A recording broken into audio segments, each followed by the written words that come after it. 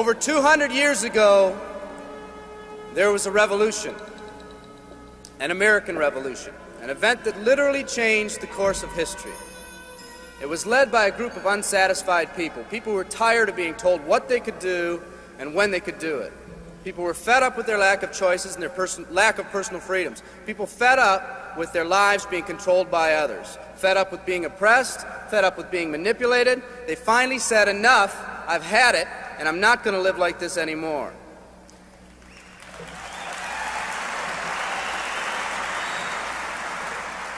Our ancestors were people that took full responsibility for what happened to them. It was that spirit that ignited a country and formed what is now a giant in the free world. I have a question for you. Where's that spirit today? It's time for another revolution. Let me explain one of the laws of the universe. It's called the law of use, and it says simply this: whatever you don't use, you lose. Lack of use causes loss. Ambition unused declines. Faith unused decreases. If you don't use your skills, you lose your skills. If you don't use your freedom, you lose your freedom. Freedom does not come automatically. It's not attained and then handed down to us as an inheritance. It must be achieved each day.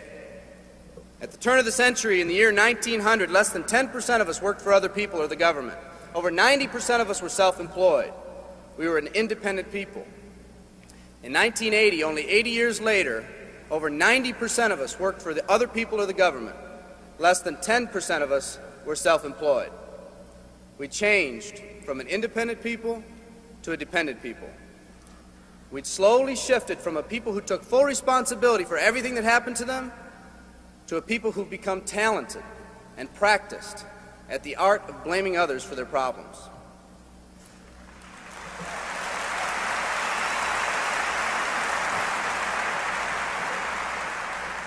Our giant has fallen asleep. Our forefathers didn't say, who's going to take care of me? They simply said, all I ask is the opportunity to be free and the ability to take care of myself and my family. Today, we elect officials who will quote-unquote take care of us. We cry out against anyone who dares to ask us to provide more value in the workplace. We do everything we can to spread around the suffering in our society, and yet no one is willing to step up and be part of the solution. We've slowly changed from a society that compensates based on value to a society that compensates based on entitlement and seniority. What we've come to believe is our due. We act as if someone actually owes us a living. Part of this change is due to the dramatic rise of conformity in our society. We're all taught to conform. Incredible pressures are put on us every day to do things, quote-unquote, the right way. And yet no one asks the question, is this really the right way? A man once said, I'm just a collection of mirrors reflecting what everyone expects of me. We live our lives to please those around us, and the scary thing is, the people around us are doing exactly the same thing. Psychologist Rollo May calls us outer-directed people. We don't act, we only react. We seek not to be outstanding, but to fit in. We're able to respond, but not to choose. Perhaps that's why a wise man once said, the mass of men lead lives of quiet desperation. In order to change, we need to become inner-directed people. People with our own purpose. People who are not easily swayed by the opinions of others. And that's difficult because from a very early age we look to the opinions of others to orient ourselves and to validate our decisions and our actions.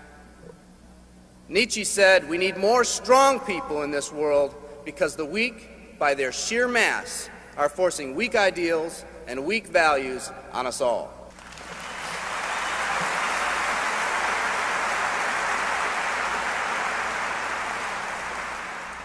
Today's massive social and economic changes are waking this slumbering giant.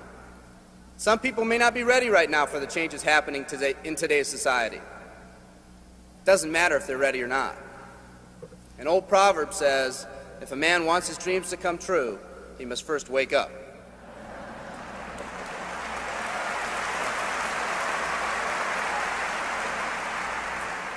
I, for one, am glad for the radical changes in our society because I believe that within that crisis, we will find that independent spirit that once pioneered this country.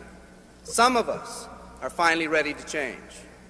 The displacement of our workforce has caused many of us to start searching for something better. Moving products and moving services is our business and our goal, but what we are becoming in the pursuit of that goal is a larger and much more important issue. The rekindling of our independent spirit has more lasting value.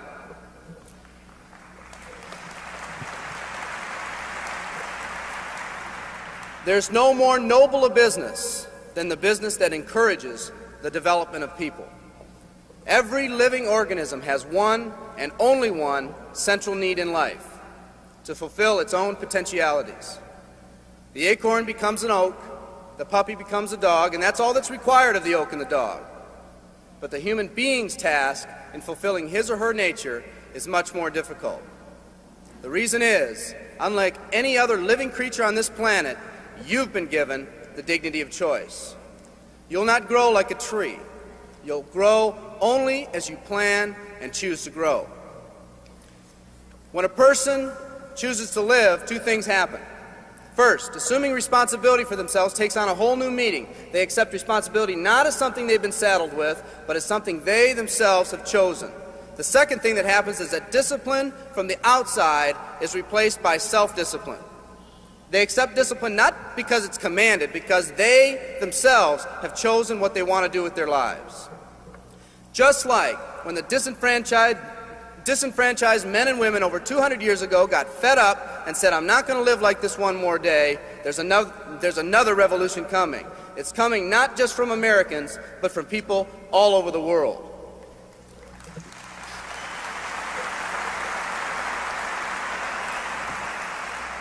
It's coming from people who've been oppressed in meaningless jobs, from people who've been unjustly held back, from people who've been slighted or ignored, from people who've had their hopes crushed time and time again by the circumstances around them, from people who've been playing in a game where the rules weren't the same for everyone, from people whose dreams have almost died by the methodical dripping of negative and pessimistic forces, people who've just been waiting for the right opportunity to present itself, an opportunity that they could hold on to, believe in, a place where people believed in them.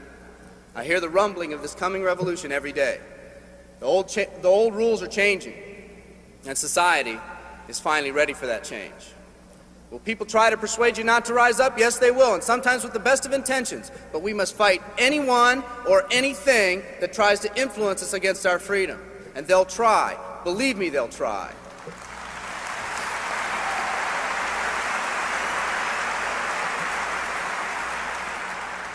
They'll try to suggest you off course, to nudge you off course, to distract you off course. There's another revolution coming, and it's going to be led by a group of unique and courageous people like you.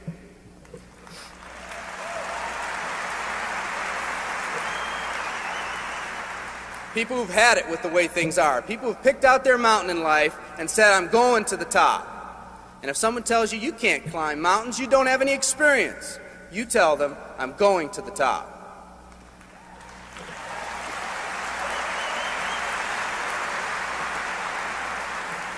And if your neighbor tells you, come on, choose another mountain, that one's too rocky, what are you going to tell them? And if someone tells you, let's go over here where it's not so steep, what are you going to tell them? And if someone says network marketing, what are you going to tell them? And if your friend tells you, come on, let's climb this one, that one's too slippery, what are you going to tell them? If anyone tells you you can't go up, it's too rocky, too steep, too slippery, you say, listen here, I'm going up. You're either going to see me waving from the top or dead on the side. I'm not coming back.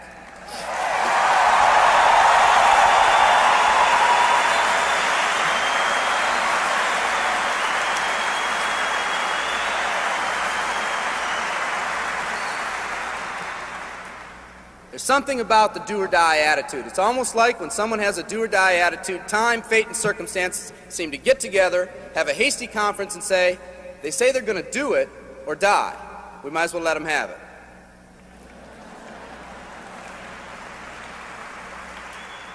The People in this arena are special. You're special because you've already rekindled that independent spirit. You've already said that you're not going to conform to negative pressures around you. You've all said enough, I've had it, and I'm not living like this anymore. You are the people who want to set big goals and aspirations for yourselves and your families. People who want to live in a country where families are brought together again instead of being torn apart. People who want a country where once again owning your own business and controlling your own destiny is commonplace.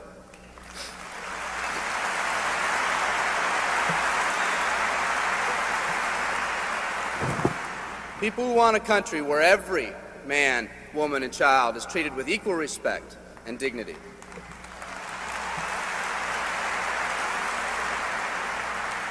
People who will pay any price so their families will not live with the legacy of maxed out credit cards and unfulfilled promises.